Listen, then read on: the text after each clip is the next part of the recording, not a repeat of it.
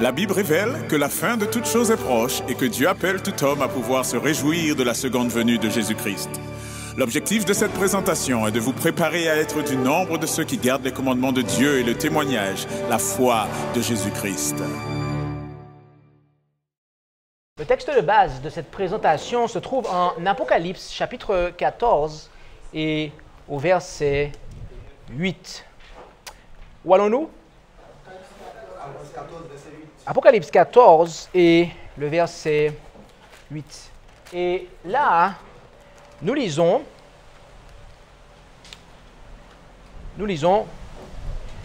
et un autre ange le suivit en disant, elle est tombée, Babylone, la grande ville, parce qu'elle a abreuvé toutes les nations du vin de la fureur de son impudicité. Le terme grec traduit, tout du moins le terme qui est traduit ici par suivi vient du grec akolutheo. Et ce terme signifie suivre, mais pas seulement. Il signifie également accompagner, comme nous pouvons le voir dans ces versets, Matthieu 19, versets 27 et 28. Alors Pierre, prenant la parole, lui dit, « Voici, nous avons tout quitté et nous t'avons suivi, akolutheo. Que nous arrivera-t-il donc ?» Et Jésus leur dit, « Je vous dis en vérité, à vous qui m'avez suivi, akolutheo, que lorsque le Fils de l'homme sera assis sur le trône de sa gloire, dans le renouvellement qui doit arriver, vous aussi serez assis sur 12 trônes, jugeant les 12 tribus d'Israël. » Donc là, ici, Jésus parlait à ses disciples et il leur disait ceux qui l'ont suivi, ceux qui l'ont accompagné.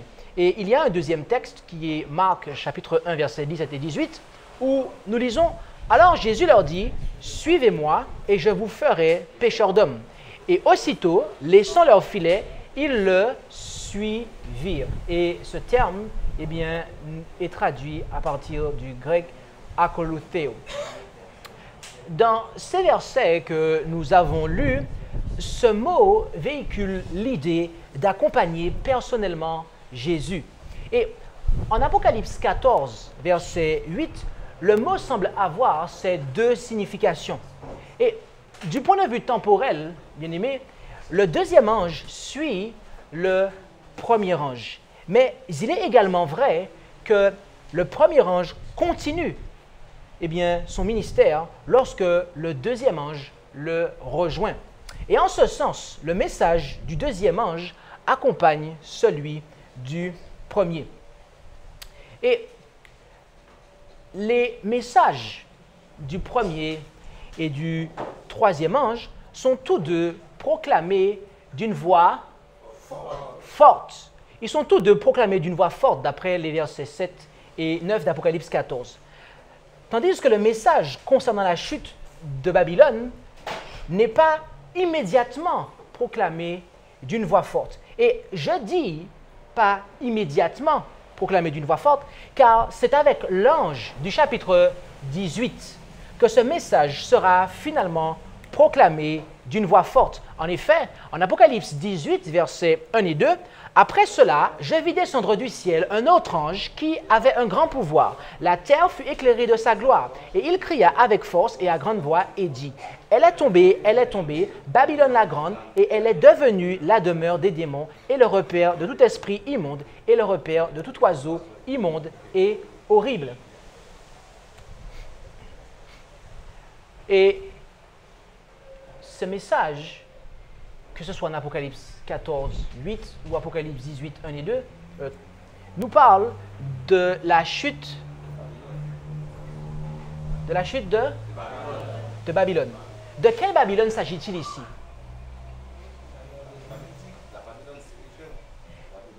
Certainement pas de la ville littérale de Babylone, car lorsque nous avons, lorsque nous considérons ce que la Bible nous dit concernant cette ville, nous nous rendons compte que cette ville était déjà détruite et n'était plus habitée, mes amis, à l'époque même où Jean a écrit l'Apocalypse, d'accord? Et nous pouvons lire cela en Ésaïe 13, versets 19 et 20. « Et Babylone, l'ornement des empires, la parure et l'orgueil des Chaldéens sera comme Sodome et Gomorrhe que Dieu détruisit. Elle ne sera plus jamais habitée. On n'y demeurera plus d'âge en âge. L'Arabe n'y dressera point sa tente. Les bergers n'y feront plus reposer leurs troupeaux. » Donc, nous venons d'établir qu'il ne peut pas s'agir de la Babylone littérale. Donc, pour bien comprendre la signification de Babylone, mais aussi sa chute, il nous faut impérativement saisir le lien typologique entre la Babylone de la fin des temps et l'ancienne Babylone. Et ce notamment à travers l'histoire. Et ce notamment à travers l'histoire d'Israël ancien. Car voyez-vous, les expressions qui sont employées par le deuxième ange font écho.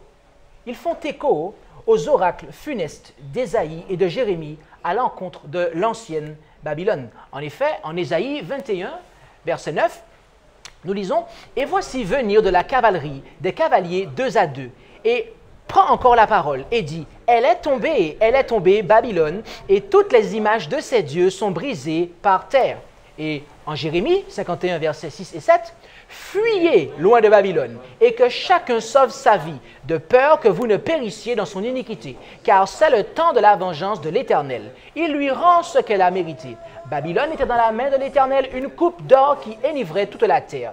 Les nations ont bu de son vin, c'est pourquoi les nations sont devenues folles. » Les Hébreux ont péjorativement associé Babel avec Balal, un verbe hébreu qui signifie confondre et duquel est dérivé le nom Babel, qui signifie confusion. D'après ce que nous lisons en Genèse 11, verset 9, c'est pourquoi son nom fut appelé Babel, confusion, car l'Éternel y confondit le langage de toute la terre, et de là, l'Éternel les dispersa sur toute la face de la terre. Donc, ici, nous pouvons noter l'une des premières caractéristiques de Babylone. C'est que c'est le centre de la confusion. Qu'avons-nous dit ici? Babylone est le centre de la confusion. Cependant, en babylonien, Babylone est dérivé du nom Babylou, qui signifie porte des dieux, mes amis. Et les dirigeants de Babylone pensaient que leur ville était en fait le lieu où les dieux s'associaient aux hommes pour organiser les affaires de la terre. Ainsi, pensait-il avoir été divinement choisi pour gouverner le monde. Donc, avec ce que nous venons de dire à l'instant, nous comprenons que la deuxième caractéristique de Babylone, c'est qu'elle est l'instrument par lequel l'idolâtrie domine le monde. Qu'avons-nous dit ici? Babylone est l'instrument par lequel l'idolâtrie domine le monde. Et la Bible lie la naissance de cette ville à un dénommé Nimrod, dont on nous parle en Genèse 10, versets 8 à 10. Et Couche engendra Nimrod, qui commença à être puissant sur la terre. Il fut un puissant chasseur devant l'Éternel. C'est pour cela qu'on dit, comme Nimrod, puissant chasseur devant l'Éternel. Et le commencement de son royaume fut Babel, Érec, Akkad et Calné, dans le pays de Shinéa. Lorsque nous lisons que Nimrod était un puissant chasseur devant Dieu, le texte original, en fait, devrait être compris et traduit comme étant contre Dieu. Il était un puissant chasseur contre Dieu. Cet homme était en fait un ennemi de l'Éternel. Et pourquoi contre Dieu? Eh bien, c'est que, voyez-vous, dans le registre des nations, Nimrod est présenté comme étant l'auteur de l'impérialisme. En effet, c'est avec lui que les hommes sont passés d'une société patriarcale à une société monarchique.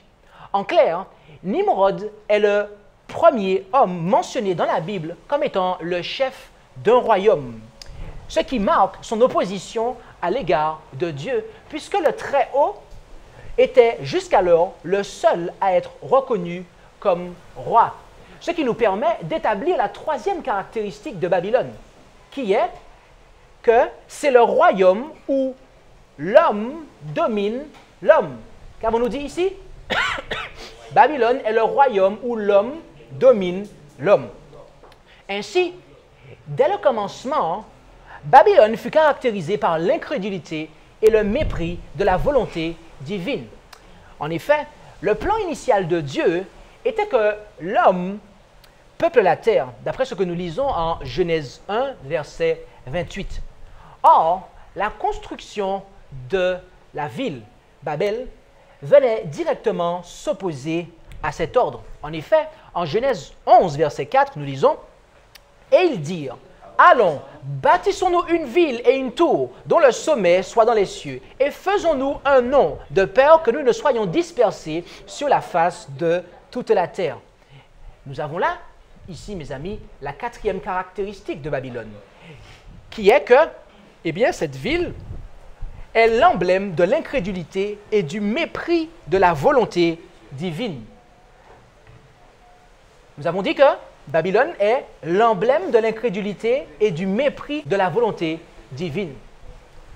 Nebuchadnezzar lui-même exprima sa volonté de faire de Babylone un royaume universel et éternel lorsqu'il fit ériger la statue d'or dont on nous parle en Daniel 2. Et voyez-vous, en Daniel 3, eh bien, il a mis à exécution sa volonté. C'est-à-dire que la statue d'or de Daniel 2 nous disait que le message que Dieu voulait envoyer, c'était que Babylone était la tête d'or et qu'après, des royaumes suivraient. Mais lui, le roi Nebuchadnezzar, il voulait que non, toute la statue soit d'or. C'est-à-dire que son royaume dure éternellement. Et c'est pour cela qu'il a fait établir la statue dont on nous parle en Daniel 3, pour eh bien, contrecarrer la prophétie, ce que Dieu lui avait donné eh bien, en songe en Daniel 2. Ainsi, la cinquième caractéristique de Babylone est peut-être très clairement perçue à travers cela. C'est que Babylone prétend être universelle et éternelle. Babylone prétend être universelle et éternelle. Et lorsque Daniel, le prophète, expliqua à Nebuchadnezzar comment échapper au malheur qui le menaçait, il lui fit savoir qu'il devait mettre un terme à l'injustice qui caractérisait son royaume. En effet, en Daniel 4, verset 27, nous lisons que Daniel dit au roi, « C'est pourquoi, ô roi » et là il s'adresse à Nebuchadnezzar, « Agrée mon conseil et mets un terme à tes péchés par la justice et à tes iniquités par la miséricorde envers les pauvres, si ta prospérité doit se prolonger. » Ainsi, nous voyons là la sixième caractéristique de Babylone, qui est qu'elle bannit la justice. Babylone bannit la justice. Et tout cela, bien-aimés, n'est pas étonnant. Quand on apprend que le prophète Ésaïe identifie l'ange déchu, à savoir Lucifer, Satan, comme étant le roi invisible de Babylone. En effet, en Ésaïe 14, versets 4, 12 à 14, nous lisons « Tu commenceras ce chant sur le roi de Babylone, et tu diras, comment a fini le tyran? Comment a fini l'oppression? Comment es-tu tombé du ciel, astre brillant, Lucifer, fils de l'aurore? Comment as-tu été abattu à terre, toi qui foulais les nations? Tu disais en ton cœur, je monterai aux cieux, j'élèverai mon trône par-dessus les étoiles de Dieu, je siégerai sous la montagne de l'assemblée, aux régions lointaines de l'Aquillon, je monterai sous les hauteurs des nues, je serai semblable au Très-Haut. » Tout comme Dieu s'était proposé d'œuvrer à travers la Jérusalem terrestre, Satan fit de Babylone l'instrument par lequel il tâcha de faire la guerre au Dieu d'Israël et à son peuple. En effet, Babylone oppressa le peuple de Dieu. Babylone les amena en captivité. Elle blasphéma contre le Dieu d'Israël et foula même le temple de Dieu. Elle le foula même aux pieds. Et c'est pour cela que la rétribution divine, mes chers amis, fut causée par le mal que Babylone avait commis à l'égard de Sion. En Jérémie 51, verset 24, « Mais je rendrai à Babylone et à tous les habitants de la Chaldée, sous vos yeux, tous les maux qu'ils ont fait venir dans Sion, dit l'Éternel. Mais cela ne concernait pas que Sion, à savoir Jérusalem, mais aussi contre le temple de Dieu. En effet, au verset 11, nous lisons « Aiguisez les flèches, saisissez les boucliers. L'Éternel a réveillé l'esprit des rois de Médie parce qu'il a résolu de détruire Babylone. Car c'est ici la vengeance de l'Éternel, la vengeance de son temple. » Ainsi, sous l'Ancien Testament, ces deux villes, Babylone et Jérusalem, étaient sur terre le symbole du conflit qui avait commencé au ciel. Ainsi, la septième caractéristique de Babylone est qu'elle est l'ennemi d'Israël et de son Dieu. Babylone est l'ennemi d'Israël et de son Dieu. Et voyez-vous, comme la Babylone littérale est un symbole de la Babylone de l'Apocalypse, il s'ensuit que l'inimitié qui existe entre la Babylone littérale et Israël, selon la chair, existera entre la Babylone de l'Apocalypse et l'Israël de Dieu à la fin des temps. Et j'aimerais que nous puissions résumer les 7 caractéristiques de la Babylone historique. Qu'allons-nous faire ici? Nous allons résumer les 7 caractéristiques de la Babylone historique. La première, c'est que Babylone est le centre de la confusion. Deuxième caractéristique, elle est l'instrument par lequel l'idolâtrie domine le monde. Troisième caractéristique, c'est le royaume où l'homme domine l'homme. Quatrième caractéristique, elle est l'emblème de l'incrédulité et du mépris de la volonté divine. Cinquièmement, elle a la prétention d'être universelle et éternelle. Sixièmement, elle bannit la justice. Et septièmement, elle est l'ennemi d'Israël et de son Dieu. Mais alors, qu'est-ce que cette Babylone dont nous parle l'Apocalypse? Voyez-vous, depuis la chute de la Babylone littérale, Satan n'a jamais cessé de rechercher à dominer le monde à travers les empires mondiaux qui succédèrent à la Babylone littérale. En effet, il a œuvré à travers l'empire médo-persan. Il a aussi œuvré à travers l'empire qui lui succéda, l'empire grec, mais aussi à travers l'empire romain. Et ces empires qui nous sont présentés à travers la statue de Daniel 2. Et j'aimerais que nous lisions maintenant un passage que nous trouvons en 1 Pierre 5, verset 13. Là, on nous dit « La communauté des élus qui est à Babylone et Marc, mon fils, vous salue. » Comme nous l'avons dit plus tôt, la Babylone littérale était déjà en ruine au 1er siècle. À cette époque-là, les Juifs étaient sous la domination de l'Empire romain et les chrétiens étaient persécutés par ce même pouvoir. Alors, pourquoi Pierre, à cette même époque, parle-t-il de personnes qui sont à Babylone, puisque cet empire était déjà en ruine? En fait, nous savons maintenant que les premiers chrétiens employaient souvent Babylone comme un nom codé pour se référer à la capitale romaine, et ce afin d'éviter les représailles politiques. Et c'est pour cela que les commentateurs de la Bible s'accordent à dire que Pierre utilise ici, le terme Babylone pour faire référence à la capitale de l'Empire romain. Mais est-ce à dire pour autant que la Babylone d'Apocalypse 14, verset 8, représente l'Empire romain, la Rome impériale?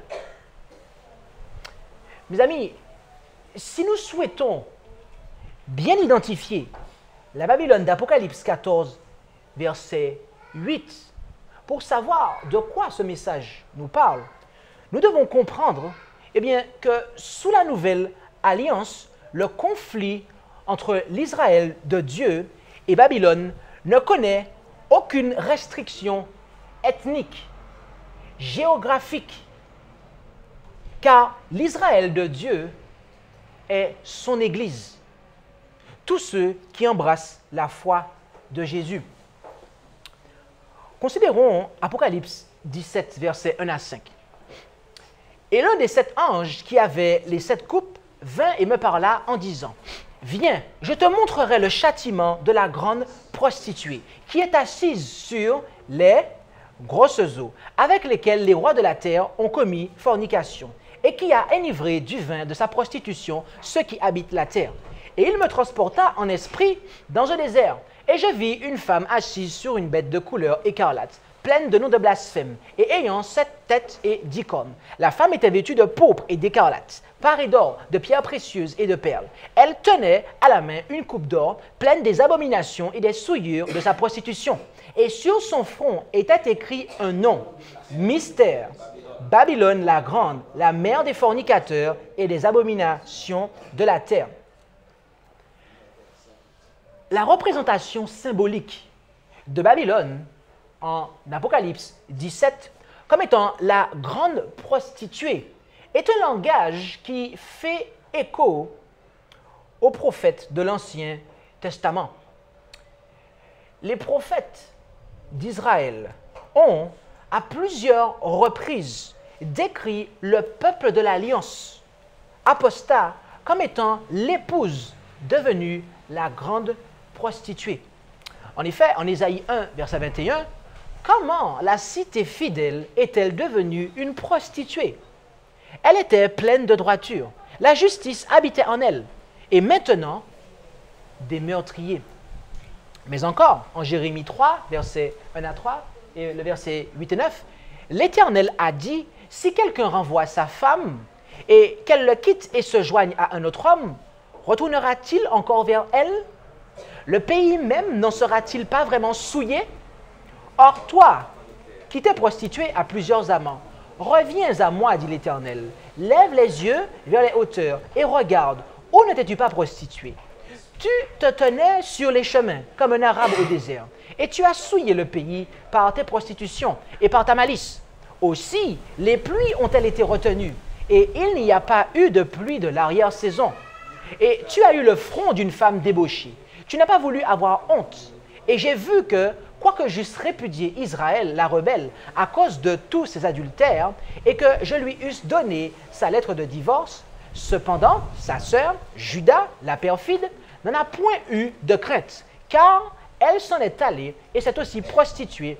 Par le bruit de sa prostitution, elle a souillé le pays. Elle a commis l'adultère avec la pierre et le bois. Et vous pouvez aussi retrouver des textes où les prophètes font allusion au peuple de l'Alliance comme s'étant prostitué en Ézéchiel, chapitre 16, versets 15 à 34, mais aussi dans le livre du prophète Osée, au chapitre 2, et les versets 2 et 4.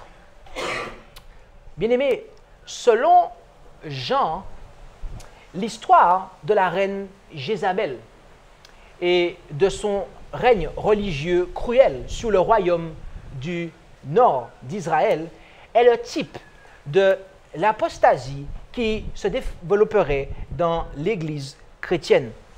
En effet, en Apocalypse 2, versets 20 à 21, nous lisons « Mais j'ai quelque peu de choses contre toi. C'est que tu souffres que la femme Jézabel, qui se dit prophétesse, enseigne et séduise mes serviteurs pour les engager dans la fornication et leur faire manger des choses sacrifiées aux idoles. Et je lui ai donné du temps afin qu'elle se repentît de sa fornication. Et elle ne s'est point repentie. Voici, je vais la jeter sur un lit de douleur, et ceux qui se livrent à l'adultère avec elle seront dans une grande affliction, s'ils ne se repentent de leurs actions. Et je ferai mourir ses enfants, et toutes les églises connaîtront que je suis celui qui sonde les reins et les cœurs. Et je rendrai à chacun de vous selon ses œuvres. OK? Apocalypse 17 décrit la Babylone spirituelle comme étant une mère prostituée, meurtrière. Ce qui est l'exacte antithèse de la femme pure que Jean nous présente en Apocalypse 12, dont les enfants sont persécutés et mis à mort. Ainsi, dans le livre de la révélation de Jésus-Christ, dans l'Apocalypse, Babylone est associée à une église infidèle et déchue plutôt qu'à l'Empire romain. Et nous voyons même qu'il s'agit d'une église qui a fait alliance avec le pouvoir civil. Une église qui a fait alliance avec quoi? Le pouvoir civil, puisqu'on nous dit qu'elle s'est associée avec les rois de la terre, au verset 1 et 2 d'Apocalypse 17. Et mes amis, de la même manière que la Babylone historique a envahi la terre d'Israël, a amené son peuple en captivité et a détruit son temple, de même, la Babylone spirituelle est l'Église qui attaque et asservit, ou devrais-je dire, l'Église apostate qui attaque et asservit l'Église du Christ et blasphème le temple de la nouvelle alliance. Et de manière intéressante, bien-aimés, la puissance qui répond à ces caractéristiques est la petite corne du livre de Daniel, laquelle est présentée par Jean sous le symbole d'une bête montant de la mer en Apocalypse 13, versets 1 et 2. Merci. Et il y a 10 manières d'identifier cette petite corne. Faisons un rapide rappel pour ceux qui connaissent déjà ces choses, et si vous ne les connaissez pas, cela sera pour vous l'occasion de vous familiariser avec cela. La première manière, c'est que, elle arriva au pouvoir après la chute de l'Empire romain en 476 après Jésus-Christ. Deuxièmement, elle s'éleva parmi les 10 divisions de l'Empire romain. Troisièmement, elle commença comme une petite corne, c'est-à-dire une petite puissance. Quatrièmement, elle renversa 3 rois. Cinquièmement, elle a un homme à sa tête. D'accord? Sixièmement, sa combinaison Église-État la rend différente des autres rois qui étaient des pouvoirs purement étatiques. Septièmement, elle prononcerait des paroles arrogantes et blasphématrices. Et des exemples de blasphème, c'est le fait de revendiquer être Dieu et être capable de pardonner les péchés. Nous vous invitons à voir la définition biblique du blasphème en Matthieu 9, versets 2 à 6, et en Jean 10, versets 30 à 33. Huitièmement, elle dominerait pendant un temps, des temps et la moitié d'un temps, autrement présentée dans la Bible comme étant 1260 jours ou 42 mois prophétiques. Et puisqu'un jour est égal à une année dans la prophétie biblique, cette puissance devait régner pendant 1260 années, de 538 après Jésus-Christ, lorsque les Ostrogoths, dernier royaume adverse, furent renversés, jusqu'en 1798, lorsque le général Berthier, c'était un Français, fit le pape Pie VI prisonnier et l'amena en France, où il fut détenu en captivité. Et neuvièmement, durant ces 1260 années, elle a effectivement opprimé et tué plusieurs des enfants de Dieu, sans mentionner les millions qui furent mis à mort en raison des persécutions papales. Et dixièmement, elle penserait à changer les temps et la loi. Le catéchisme, mes amis, de l'Église catholique contient ces changements. Prenons cet exemple. Le 2e commandement du décalogue fut supprimé. Le sabbat du 7e jour fut remplacé par le sabbat du 1er jour et le 10e commandement fut divisé en 2 afin de conserver un décalogue. Cette description n'est pas celle de la Rome impériale, mes amis. Mais de la Rome papale. Et il est évident que la femme d'Apocalypse 17 représente l'Église catholique romaine.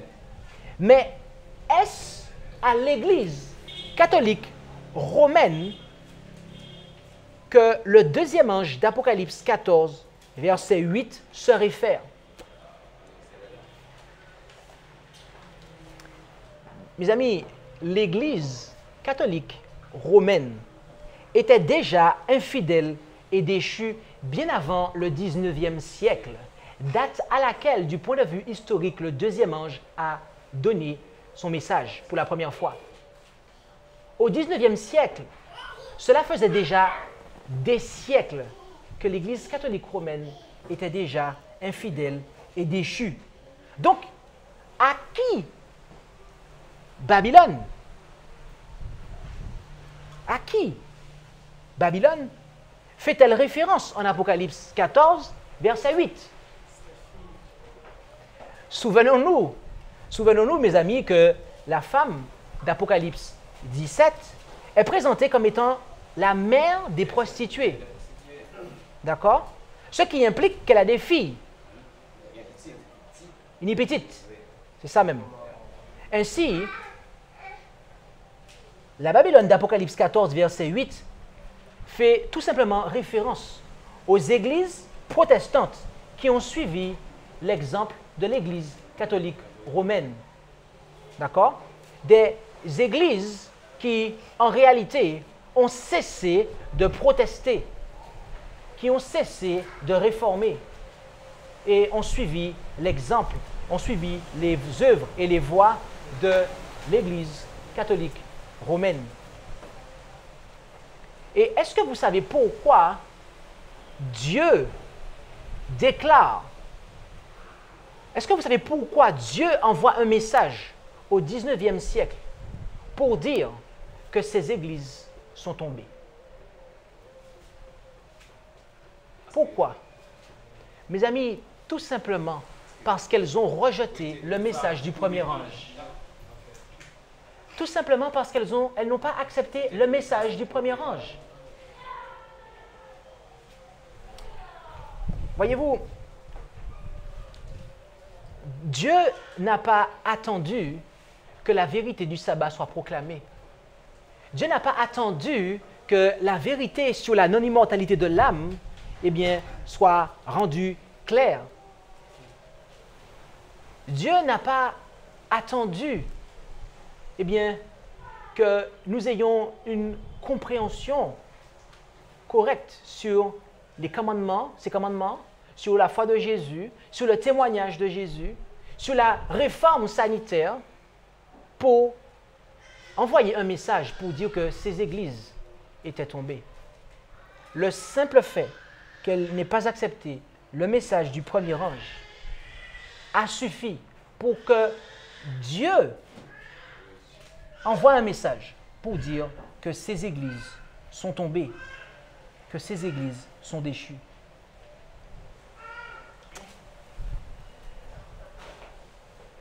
Le premier ange appelle le monde à craindre Dieu, à lui donner gloire et à l'adorer comme étant le créateur du ciel et de la terre. Le troisième ange, quant à lui, met en garde contre l'adoration de la bête et de son image, et contre la réception de sa marque. Et ces deux messages appellent tacitement le monde à agir ou à réagir. Mais contrairement au premier et au troisième ange, le deuxième ange n'appelle pas à l'action. Le deuxième ange, je répète, contrairement au premier et au troisième ange, lui n'appelle pas à l'action. Non. Il est simplement, son message est simplement une déclaration de fait. Babylone est tombée. Du point de vue historique, comme nous l'avons dit, ce message fut premièrement prêché par les adventistes millérites durant l'été de 44.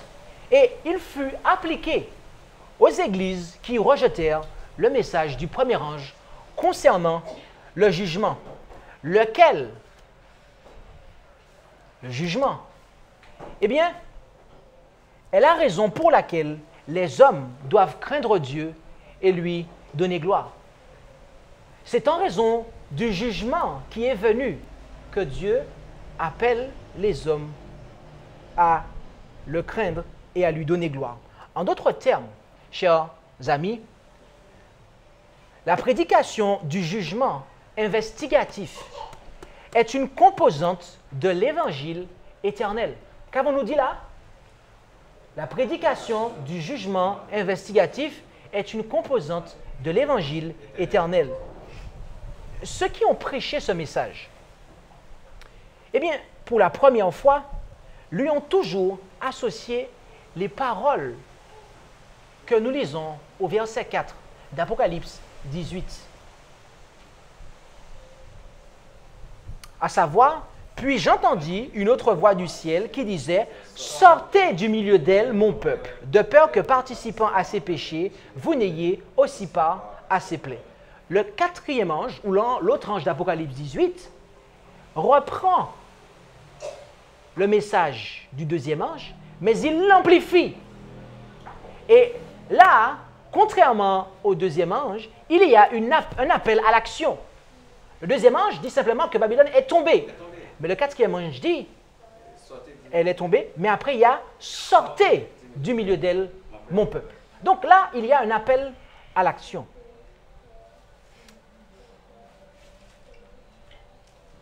Et à ce propos, j'aimerais que nous considérions le témoignage d'un pasteur. Le témoignage d'un pasteur qui a vécu à l'époque où ce message a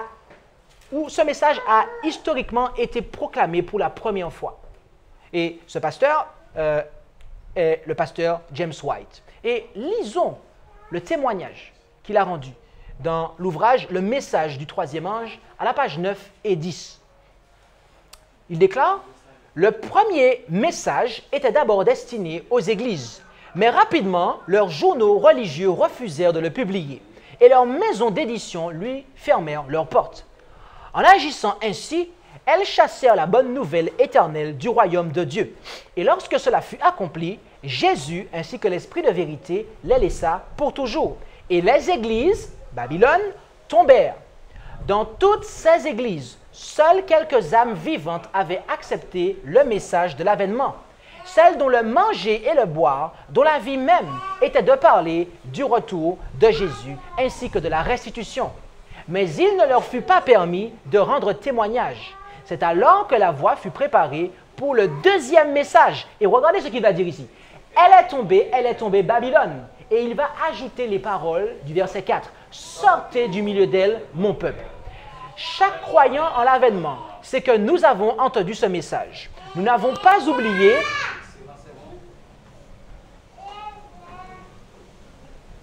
Merci. Chaque croyant en l'avènement sait que nous avons entendu ce message. Nous n'avons pas oublié les excellents sermons qui ont été prêchés et publiés sur ce sujet par l'ancien Joseph March et plusieurs autres. Nous n'avons pas non plus oublié l'effet que ce message eut sur le peuple de Dieu, car ce dernier lui obéit et se dépêcha de quitter les églises. Qu'il s'agisse de l'époque ou de l'endroit, cette prophétie s'est parfaitement accomplie. Certains nous disent que Babylone, ici, est l'Église catholique romaine. Mais le peuple de Dieu n'était pas dans cette Église. Le premier message était destiné aux Églises à partir des environs de 1840 jusqu'en 1843. Puis, un deuxième ange le suivit. Par conséquent, le message « Elle est tombée, Babylone, sortez du milieu d'elle, mon peuple » fut annoncé en 1844. Nous l'entendîmes de nos propres oreilles, nos voix le proclamèrent, nos êtres entiers sentirent sa puissance, et de nos yeux, nous vîmes son effet. Aussi, le peuple de Dieu qui était oppressé rompit les liens qui le maintenaient dans les différentes sectes, et il s'échappa de Babylone. Remarquez ici qu'à chaque fois que le pasteur James White eh bien, mentionne le message du deuxième ange, il précise toujours que de son vivant, lui et les prédicateurs qui lui étaient associés ont toujours associé la parole « sortez du milieu d'elle », parole qui n'est pas dans le message du deuxième ange. Mais pourtant, à leur époque, ils ont toujours associé cet appel à l'action. Pourquoi? Oui, mais pourquoi la chute de la Babylone spirituelle en 1844 impliqua-t-elle le fait d'en sortir? Puisque le message du deuxième ange en lui-même ne le demande pas. Pourquoi les pionniers adventistes, les pionniers de la prédication de ce message, pourquoi ont-ils toujours associé le fait de sortir au message « Elle est tombée ». Mes amis, il nous faut comprendre que la chute morale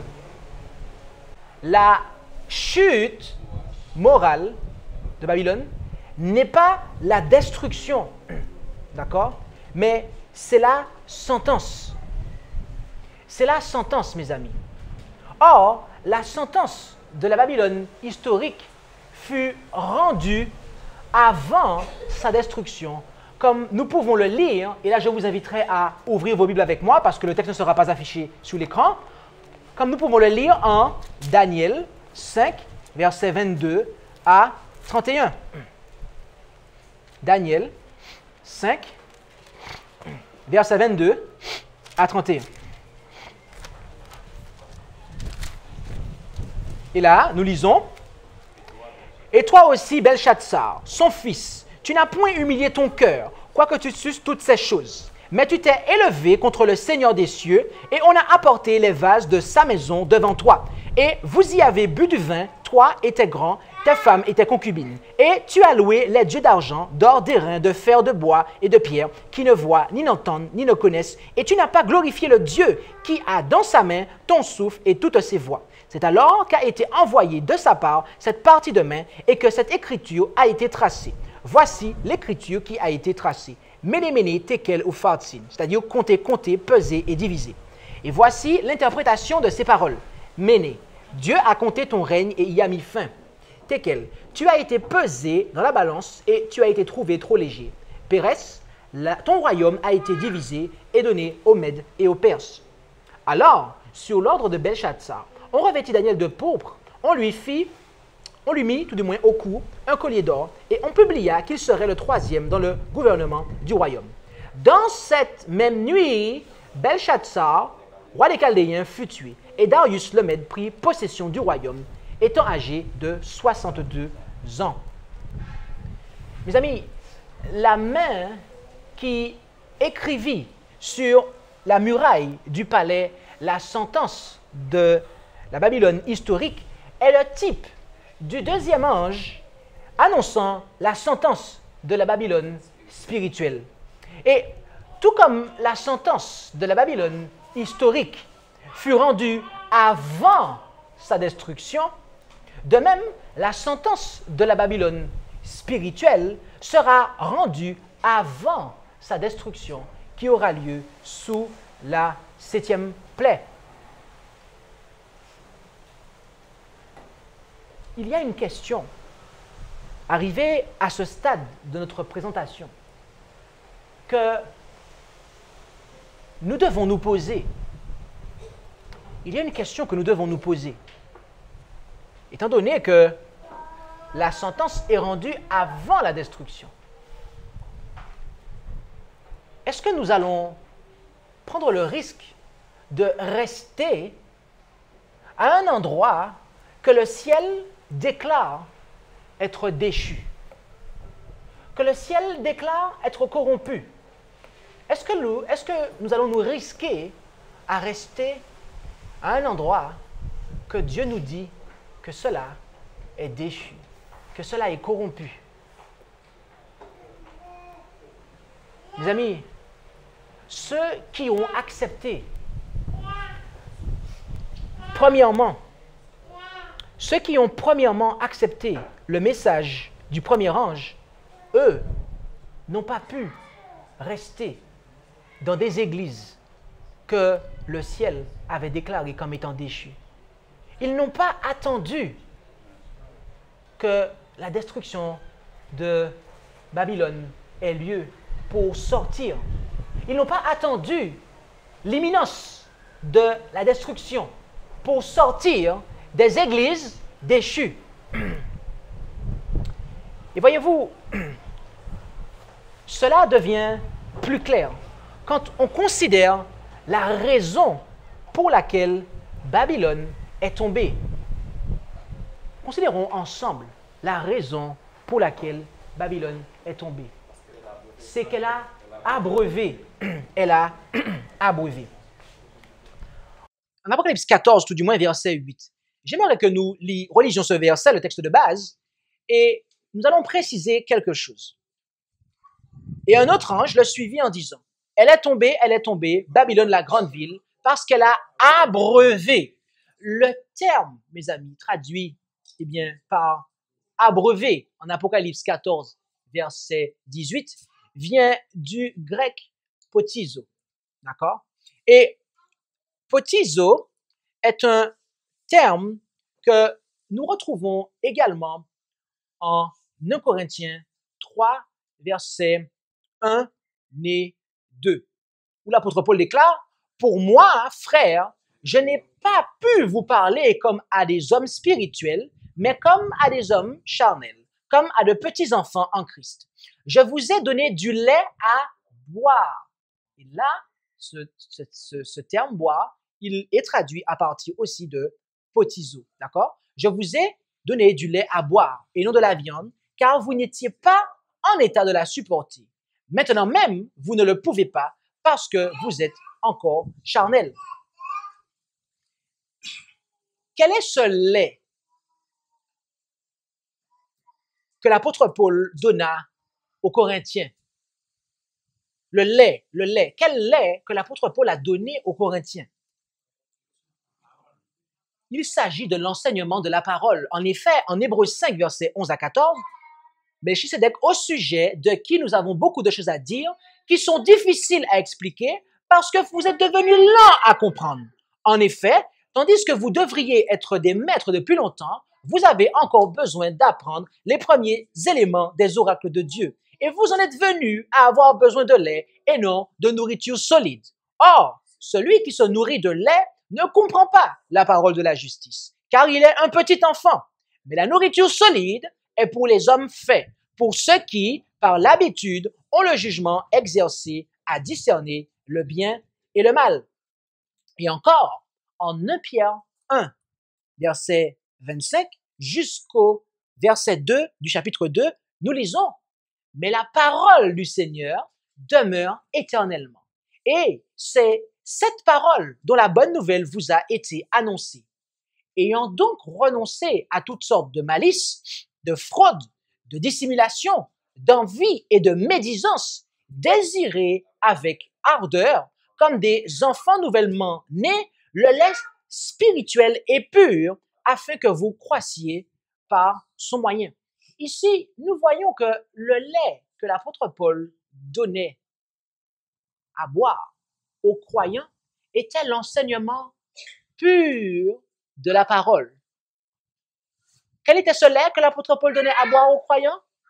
L'enseignement pur de la parole. Par conséquent, le vin de Babylone est son enseignement impur.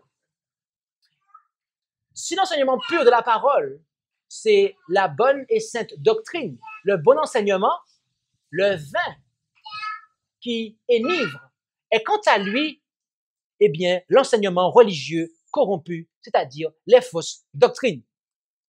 Mes amis, durant la première partie de notre présentation de ce message, nous avons vu que le message du deuxième ange est en fait la réponse de Dieu au rejet du message du premier ange par les églises protestantes au 19e siècle. En d'autres termes, Dieu considéra ces églises comme étant déchues, comme étant moralement tombées, car elles refusèrent de craindre Dieu, de lui donner gloire et de l'adorer comme étant le Créateur. Et de quoi cela est-il un rejet?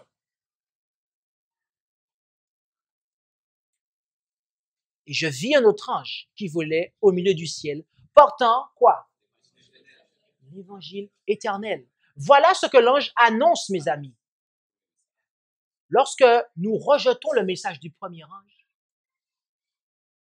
Dieu nous considère comme étant Babylone parce que nous avons rejeté l'évangile temporel, l'évangile momentané, l'évangile éternel. Ainsi, ce message concernant la chute de Babylone qui enivre les nations trouve son accomplissement dans le fait que les églises protestantes s'éloignèrent de la pureté et de la simplicité de l'évangile. Or, lorsque l'on accepte l'évangile éternel, on ne peut pas, mes amis, si l'on se préoccupe véritablement de son salut et que l'on aime la vérité présente, on ne peut pas, voyez-vous, demeurer dans des églises où ce dernier est rejeté et combattu. Si nous nous préoccupons de notre salut et que nous aimons la vérité, nous ne pouvons pas demeurer dans des églises où l'évangile éternel est rejeté et combattu. En parlant des 144 000, Jean déclara en Apocalypse 14, verset 4, « Ce sont ceux qui ne se sont point souillés avec les femmes, car ils sont vierges. Ce sont ceux qui suivent l'agneau où qu'il aille. Ce sont ceux qui ont été rachetés d'entre les hommes comme des prémices pour Dieu et pour l'agneau. » Le terme qui est traduit par « souillé » en Apocalypse 14, verset 4, vient du grec molino. Molino. Et ce terme grec molino, mes amis, eh bien, n'apparaît que 3 fois dans le Nouveau Testament. Je reprends. Molino n'apparaît que 3 fois dans le Nouveau Testament. Une fois en Apocalypse 14, verset 4. Une fois en Apocalypse 3, verset 4, où il est dit « Tu as aussi à Sardes quelque peu de personnes qui n'ont point souillé, molino, leurs vêtements, et qui marcheront avec moi en vêtements blancs, car ils en sont dignes. » Et la 3e fois se trouve en 1 Corinthiens 8, verset 7. Et lisons, si vous le voulez bien, à partir du verset 6. « Toutefois, nous n'avons qu'un seul Dieu, la Trinité, le Père, duquel procèdent toutes choses, et nous sommes pour lui. Et un seul Seigneur, Jésus-Christ, par lequel sont toutes choses, et nous sommes par lui. Mais tous n'ont pas cette connaissance, car quelques-uns, dans l'opinion qu'ils ont encore à présent de l'idole, mangent une chose comme sacrifiée à l'idole, et leur conscience, étant faible, en est souillée. » Ici, l'apôtre Paul déclare que ceux qui n'ont pas la connaissance de Dieu le Père, du seul vrai Dieu et de Jésus-Christ, son Fils, le seul Seigneur, finissent par avoir une connaissance souillée. Mes amis, se souiller avec des femmes prophétiques, c'est-à-dire avec les églises déchues, en perdant la connaissance de Dieu et de Jésus en raison du faux enseignement qu'est la Trinité. C'est la dernière chose que nous devons faire, mes amis, si nous voulons faire partie des 144 000. Si nous voulons faire partie des 144 000, je le répète, il ne nous faut surtout pas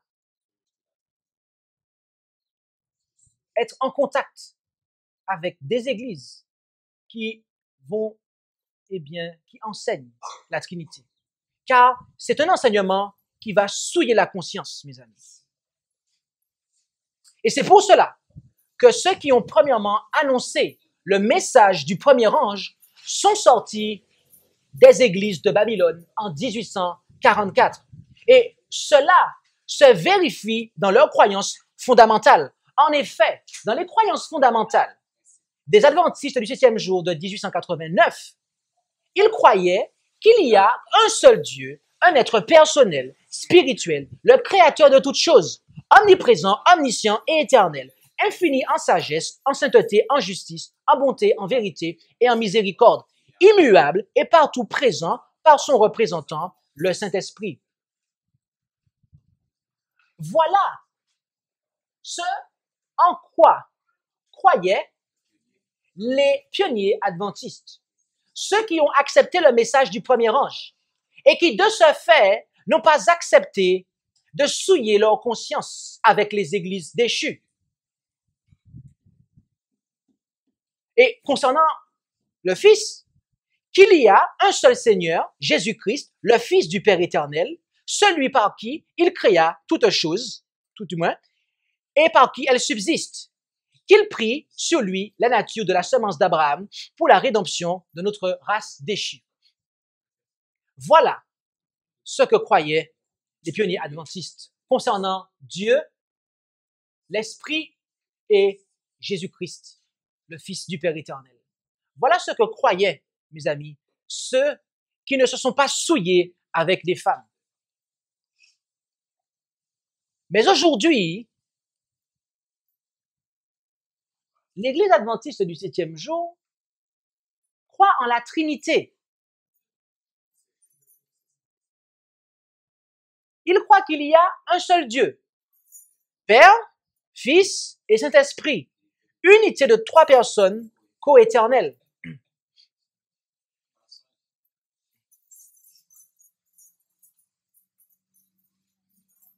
Je pense qu'il n'est pas difficile de conclure qu'il y a de quoi souiller notre conscience ici.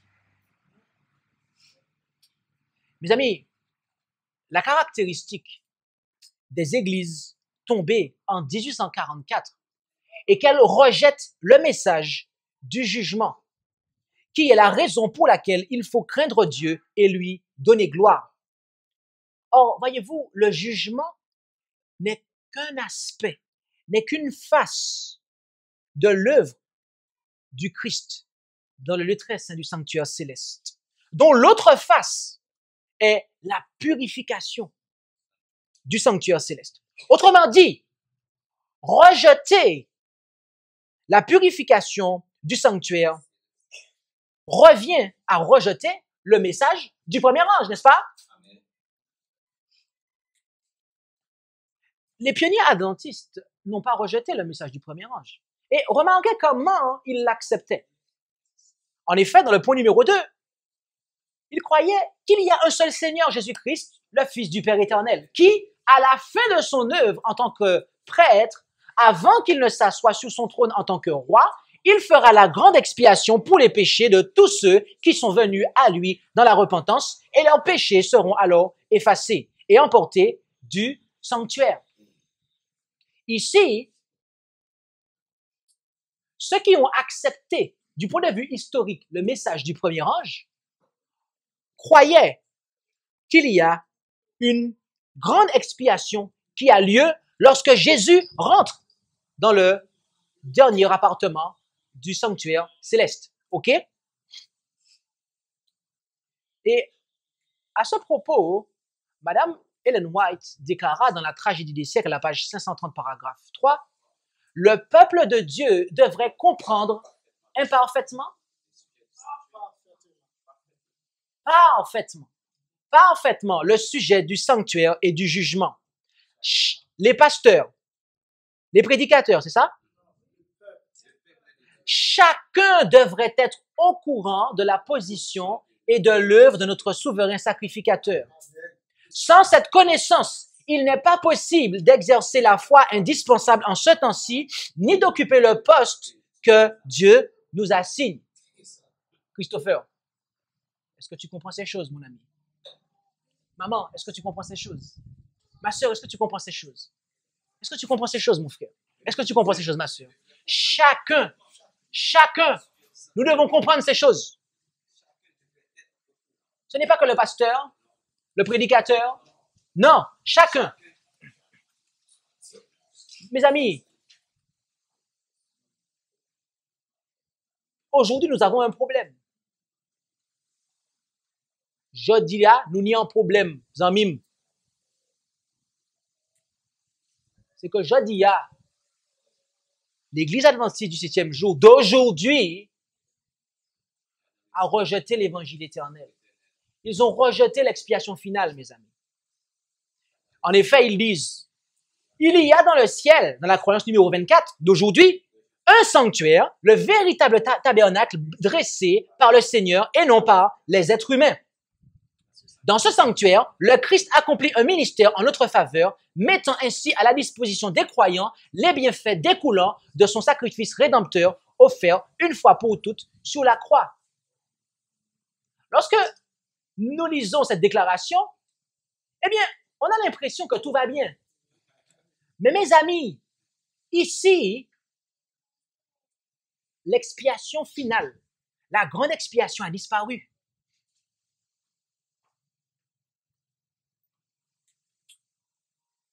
Dans l'ouvrage Question on Doctrines,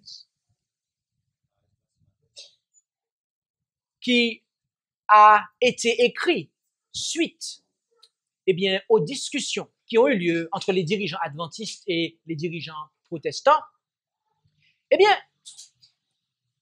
représentant évangélique du nom de Walter Martin déclara, il posa la question suivante aux adventistes.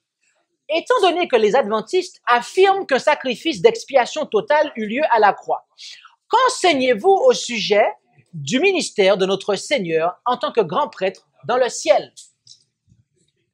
Et à ce propos, le pasteur Leroy Edwin Froome, qui est un représentant adventiste, il a répondu la chose suivante. Les adventistes ne souscrivent à aucune théorie d'une expiation en deux phases. Voilà quelle fut la réponse de Leroy Froome. Et il continua en disant, ainsi, si quelqu'un entend dire un adventiste ou bien lit de la littérature adventiste, même dans les écrits d'Ellen G. White, que Christ fait maintenant l'expiation, il devrait être compris que nous voulons simplement dire que Christ fait maintenant l'application des bénéfices du sacrifice expiatoire qu'il offrit sur la croix, qu'il le rend efficace pour nous individuellement d'après nos besoins et nos requêtes. Cet homme est en train de réécrire l'histoire. Il est en train d'essayer de faire comprendre à ceux qui liront cet ouvrage et à ceux à qui il a répondu, c'est-à-dire aux représentants évangéliques, que même lorsque vous lisez dans les écrits d'Ellen White qu'il y a une expiation en deux phases, c'est pas ça qu'il faut comprendre. Il faut comprendre que l'expiation s'est arrêtée à la croix et que dans le sanctuaire céleste, il n'y a pas d'expiation. Et mes amis, voilà la signification de la doctrine numéro 24 de l'Église adventiste du 7e jour d'aujourd'hui.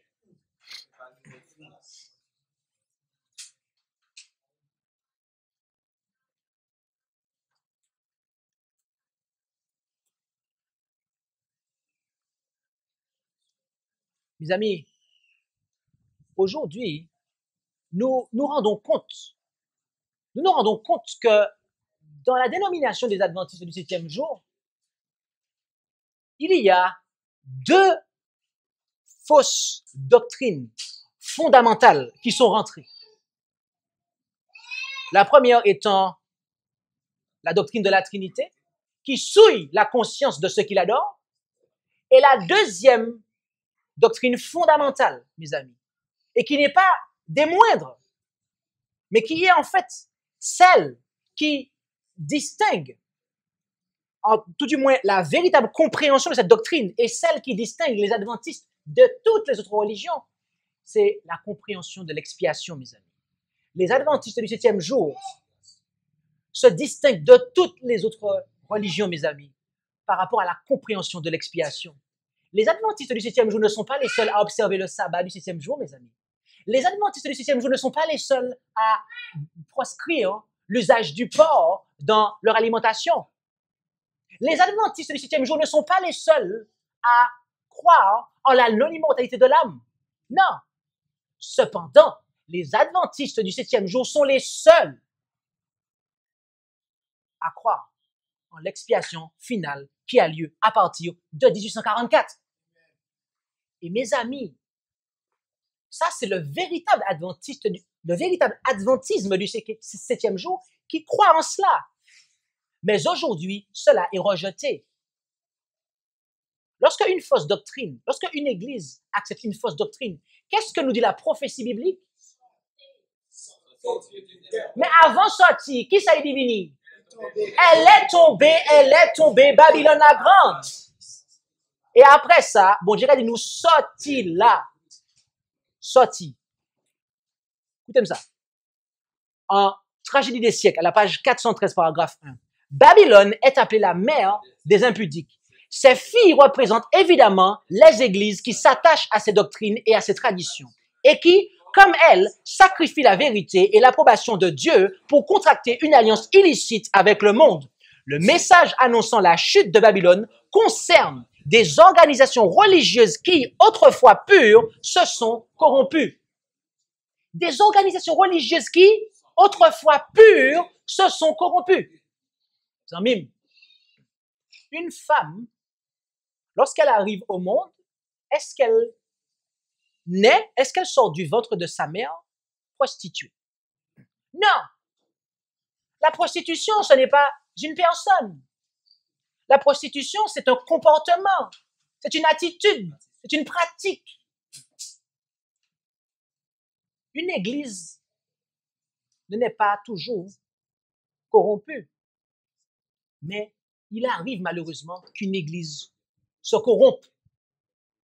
Et oui, elle peut être pure au départ, mais du moment que la corruption rentre dedans et qu'elle gangrène tout le corps, mes amis, comment le Seigneur appelle ça? Babylone. Et après, il nous fait comprendre qu'elle est tombée et après qu'il faut en sortir. Au moment de leur naissance, ces églises ont pris noblement position pour Dieu et pour la vérité. Et la bénédiction de Dieu a reposé sur elles. Les non-croyants eux-mêmes ont dû reconnaître les bienfaits qui découlent de l'acceptation des principes de l'Évangile. Mais ces églises sont tombées par le péché même qui avait été la cause de la ruine d'Israël. Le désir de suivre l'exemple et de gagner l'amitié des impies. Mes amis, c'est ce qui a fait que la dénomination est tombée. C'est parce qu'ils ont voulu suivre les protestants.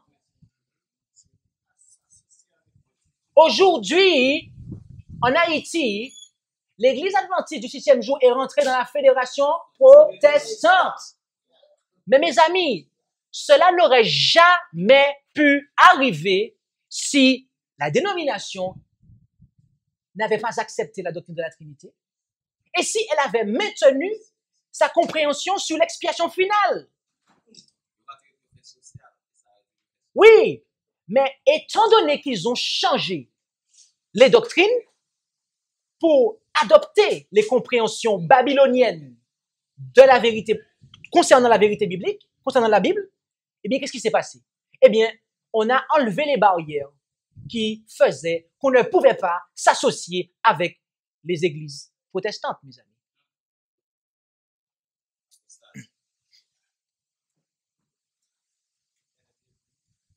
Apocalypse 14, verset 8, dit quelque chose. Elle dit, elle est tombée, pour quelle raison? Notez la raison. Et on va terminer avec ça. Parce qu'elle a abreuvé toutes les nations du vin de la fureur de son impudicité. Pour quelle raison Babylone est tombée d'après le deuxième ange? C'est parce qu'elle a abreuvé toutes les nations. Ça signifie quoi? Ça veut dire qu'elle a donné à boire. Ok. Mais notez maintenant pourquoi Babylone tombe sous le quatrième ange. Car toutes les nations ont bu. Ça veut dire que, mes amis, il y a une progression. Premièrement, elle abreuve. Et deuxièmement, toutes les nations, elle abreuve en Apocalypse 14, 8.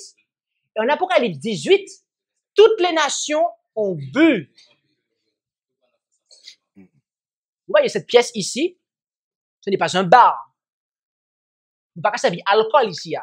Ce n'est pas un bar ici. Vous me rassurez, d'accord? Ce n'est pas un bar ici. Mais imaginons que des gens se saisissent de cette pièce, de cette salle, et décident d'en faire un bar. Et que cette salle devienne, un débit de boissons fortes.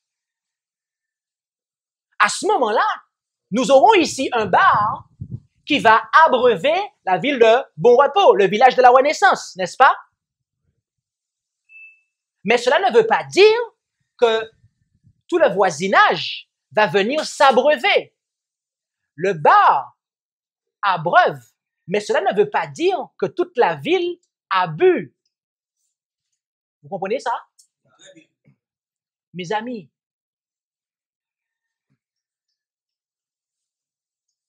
du moment qu'une église se transforme en bar spirituel qui sert de la fausse doctrine, il ne faut pas attendre que toute la ville, que tous les habitants viennent et ébuent et s'enivrent de ce faux enseignement pour dire, à présent, nous allons sortir. Non, mes amis. Du moment que l'Église a été prise et que nous l'avons transformée en bar, Dieu nous dit de sortir. Il ne faut pas attendre. Il ne faut pas attendre que la corruption qui est dans l'Église se déverse sur le monde et soit acceptée par le monde pour dire, ah, nous allons prendre notre position, nous allons changer, nous allons sortir là. Non, mes amis. Non. Du moment que la corruption est rentrée et que l'Église, quelle que soit l'Église, mes amis, il faut sortir. Parce que voyez-vous, Dieu ne fait pas de traitement de faveur. Dieu, il est le même hier, aujourd'hui et éternellement. Mes amis, si Dieu doit agir différemment avec l'Église adventiste du 7e jour d'aujourd'hui, dans ce cas, Dieu aura à demander pardon à Israël, aux églises de Rome et aux églises protestantes parce qu'il les a qualifiées de Babylone. Mes amis, mais je ne pense pas, voyez-vous, que Dieu va demander pardon à Israël, aux églises de Rome et aux églises protestantes. Parce qu'il est le même hier, aujourd'hui et éternellement. C'est pour cela, mes amis, qu'aujourd'hui, vous et moi devons prendre une décision. Est-ce que nous voulons avoir une conscience pure? Est-ce que nous voulons faire partie des 144 000? Merci d'avoir écouté cette présentation avec intérêt. Pour plus d'informations, consultez notre site internet lereste.org et suivez-nous sur Facebook ainsi que sur YouTube à @lereste. Vous pouvez aussi nous contacter par email à info@lereste.org ou par téléphone au +33 6 12 60 13 69.